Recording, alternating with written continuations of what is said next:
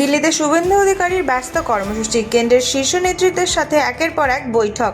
পশ্চিমবঙ্গের মুখ্যমন্ত্রী হওয়ার পর প্রথমবার দিল্লি সফরে গেলেন শুভেন্দু অধিকারী।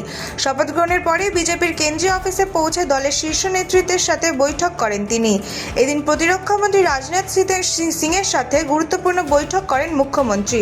এরপর রাষ্ট্রপতির সাথে সাক্ষাৎ করে রাষ্ট্রপতি ভবন থেকে বেরিয়ে যান শুভেন্দু অধিকারী। পরে উপরাষ্ট্রপতির সাথেও দেখা করার কথা রয়েছে তার। বিকেলে প্রধানমন্ত্রী নরেন্দ্র মোদীর সাথে বৈঠক করবেন তিনি। উল্লেখ্য, দিল্লিতে পৌঁছেই গতকাল কেন্দ্রীয় স্বরাষ্ট্রমন্ত্রী অমিত শাহর বাসভবনে দীর্ঘ বৈঠক করেন শুভেন্দু অধিকারী।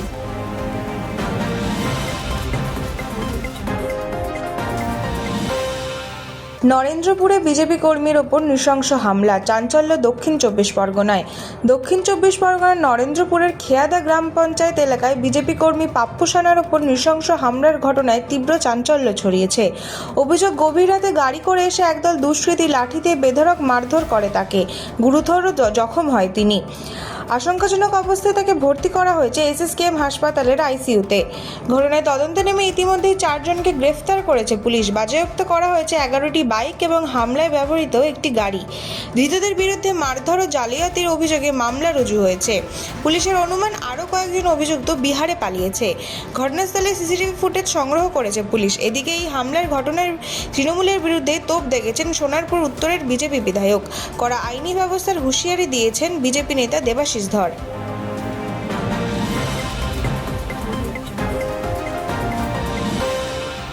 সোনাপাপ্পু মামলায় কলকাতা জুড়ে ইডি অভিযান, তল্লাশি 9 জায়গায়।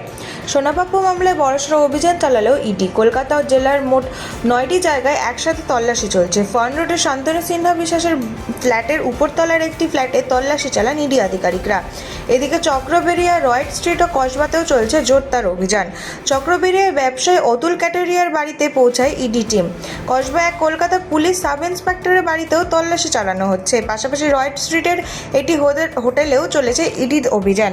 সূত্রের খবর, আর্থিক লেনদেন ও বেআইনি সম্পত্তি সংক্রান্ত নথি খতিয়ে দেখছেন তদন্তকারীরা।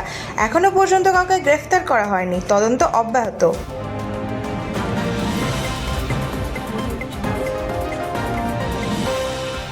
মুম্বাই থেকে গ্রেফতার তৃণমূল নেতা। ভোট পরবর্তী অশান্তির জেরে বড় সাফল্য পুলিশের। শিবপুরে বোমাবাজির ঘটনার পর দীর্ঘদিন ধরেই বেপাত্তা ছিলেন অভিযুক্তরা। অবশেষে মুম্বাই থেকে গ্রেফতার করা হলো তৃণমূল নেতা শামীম আহমেদ, জামিল আখতার এবং আফতাব আনোয়ারকে।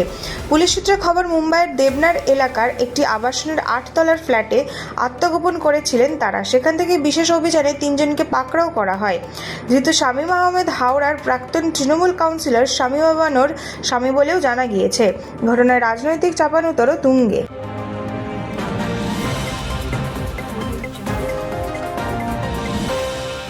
পরমব্রত স্বস্তিকার বিরুদ্ধে এফআইআর, তদন্তে গড়িয়াহাট থানা। অভিনেতা পরমব্রত চট্টোপাধ্যায় এবং অভিনেত্রী স্বস্তিকা মুখোপাধ্যায়ের বিরুদ্ধে এফআইআর দায়ের করে তদন্ত শুরু করল গড়িয়াহাট থানা। জানা গিয়েছে, ভারতীয় দণ্ডবিধির 109 এবং 153 ধারায় মামলা রুজু হয়েছে। এর মধ্যে 153 ধারা জামিন অযোগ্য হওয়ায় বিষয়টি ঘিরে জোর চাঞ্চল্য তৈরি হয়েছে। পুলিশ সূত্রে খবর, 2021 সালের একটি ঘটনার প্রেক্ষিতে এই মামলা দায়ের করা হয়েছে। সেই কারণে ভারতীয় ন্যায় সংহিতার বদলে ভারতীয় দণ্ডবিধিতেই মামলা রুজু হয়েছে। অভিযোগ, সোশ্যাল মিডিয়ায় উস্কানিমূলক পোস্ট করেছিলেন পরমব্রত স্বস্তিকা। এই ঘটনার আগেই এক আইনজীবী পুলিশের কাছে লিখিত অভিযোগ দায়ের করেছিলেন। অভিযোগের ভিত্তিতে তদন্ত শুরু করেছে গড়িয়াহাট থানার পুলিশ। ইতিমধ্যে সংশ্লিষ্ট সোশ্যাল মিডিয়া পোস্ট খতিয়ে দেখা হচ্ছে বলে সূত্রের খবর।